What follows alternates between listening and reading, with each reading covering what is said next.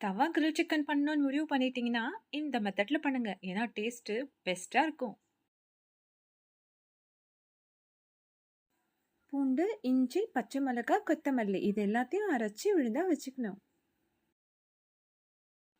நான் chicken breast piece தான் use பண்ணியிருக்கேன். அதில கத்தி வச்சு லைட்டா கட் பண்ணிக்கோங்க. அப்பதான் எசன்ஸ் நல்லா இறங்கும். மிளகாய் தூள், கரம் மசாலா, தனியா, மஞ்சள் தூள், உப்பு எல்லாத்தையும் ஒன் பை ஒன்னா இது கூடவே ஆட் பண்ணிக்கோங்க. இது கூடவே தயிர், எலுமிச்சை சாறு, அரைச்ச அந்த விழுதையும் சேர்த்துக்கோங்க. எண்ணெய் 1 ஸ்பூன் இது கூடவே சேர்த்துக்கோங்க.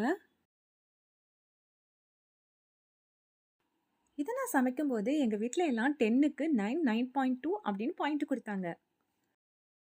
அது மட்டும் இல்லங்க, இத சாப்பிடும்போது ஹோட்டல் டேஸ்ட்ல இருக்கு அப்படின்னு சொன்னாங்க.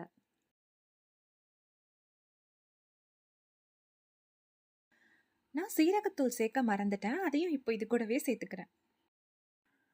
ஆக்சுவலா இத நான் செஞ்சுட்டு 1/2 அன் ஹவர் ஊற வச்சேன். ஆனா அப்படி இல்ல. என்ன கேட்டா அது 2 ஹார்ஸே நீங்க ஊற வைக்கலாம். அப்பதான் இதுல எசன்ஸ் நல்லாவே இறங்கும்.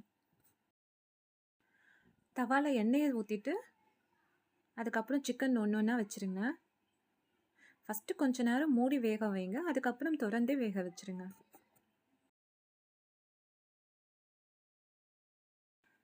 ஆக்சுவலா நான் அவசரத்துல சிக்கன்ல மசாலா போடும்போது அது மேலேயே தூவிருப்பேன். ஆனா நீங்க அது மாதிரி பண்ணாதீங்க. மசாலாவ தனியா ப்ரிப்பேர் பண்ணிட்டு, அதுக்கப்புறம் சிக்கன் மேல தடவுங்க. அப்பதான் நல்லா ஈவனா இருக்கும்.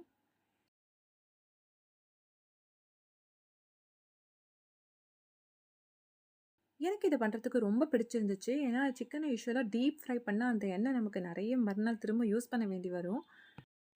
ஆனா இந்த மெத்தட்ல பண்ணும்போது எண்ணெயும் கம்மியா இருந்துச்சு, டேஸ்ட்டும் சூப்பரா இருந்துச்சு. வீட்டுக்கு விருந்தாளி வரப்போறாங்க, சிக்கன் செய்யணும். இந்த மெத்தட்ல செஞ்சா ஒர்க் ஆகுமா? யோசனையே வேணாங்க. இந்த மெத்தட்ல செய்யுங்க பெஸ்ட்டா வரும்.